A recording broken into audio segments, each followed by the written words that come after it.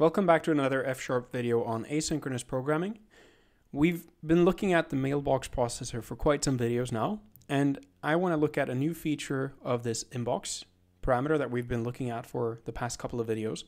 Specifically, I want to look at something called the scan functionality. So up until this point, we've received messages in the following way. We've gathered up some queue of messages, either just one message that we get directly or a bunch of them at the same time. And then we've used this message here, or we've defined this variable message by using inbox.Receive. And this picks off the first thing from our queue of messages. But we can also search through the messages all at once. We don't necessarily have to pick them in the right order. We will do that per default if we use this receive method, but let's say you know the contents of one of these messages, or you can distinguish it in some way, and you want to always, you want to analyze that first. Maybe not always, but in some part of your application. We're going to have a look at how to do that. And you would do that with the so-called scan functionality in the inbox parameter here. So for me to define that, let me carve away some of the functionality. I'm going to just cut away what we had in our loop here. I'm also going to take away the default timeout that we had in the beginning. And let's start building this.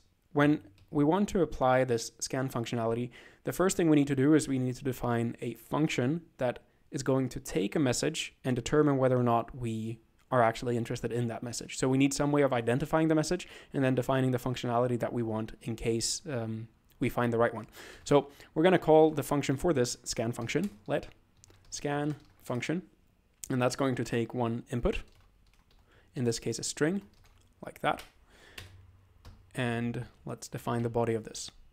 We would simply say if, and we'll say input dot contains. So the input here is a string, as I defined, so we can use the string contains method.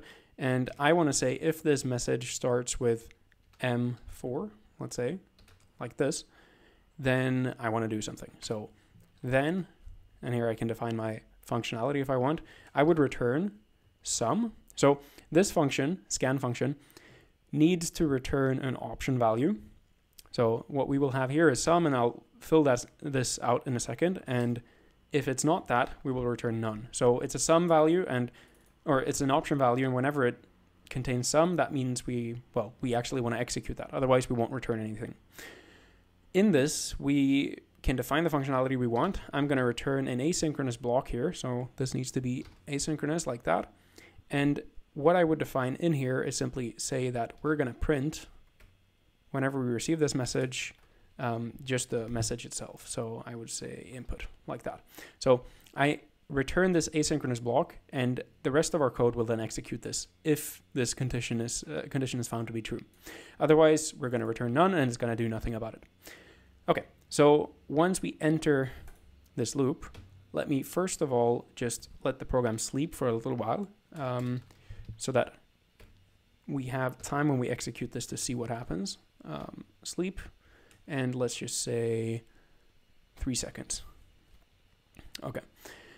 After we've done that, we want to scan.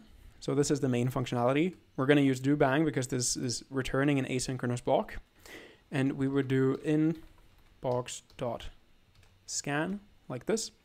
And in here, we would define our function. So let's say fun x, and then scan function like that. And we can provide the x parameter. Okay, fine. And then we shouldn't forget to return our loop in case we want to be able to run this multiple times. Okay, so now we have a loop and we're running this scan functionality. And whenever this scan function is hit, it's going to return some asynchronous block here, and that's then going to be executed when we come to this part here. Okay, in order for us to see that we've actually initiated the program, let me just print here as well. Print fn. Oh, whoops. Initiated. Like that. Okay, cool. Now I'm going to send this some messages. Let me just copy a few of them over. This is not going to be the most elegant application, but nevertheless, I just want to illustrate the example by providing a set of messages like this. So this is like the message ID in the beginning. I mean, this is not very clean. You could define different types for your messages, but for the example, this will do. And we're saying here, if the message contains M4, that's the message we would be interested in. And you can see that we have a correspondence between these two. So we should capture this one and we should print the message D, hopefully. So let's execute the code and then see what we get. So we initiated the program and nothing happens yet because we're sleeping, but there is the printout. So M4D, in other words, this message here that begins with M4 is captured by the scan and then printed. And if we were to look at the order in which these arrive, first the queue gets M1, M2, M3, M4, M5, and so on. So the message that we printed is not at the beginning of the queue. M4 is in the 4th place in the beginning. But nevertheless, we are able to scan the queue of messages that we receive to our agent by using the scan functionality.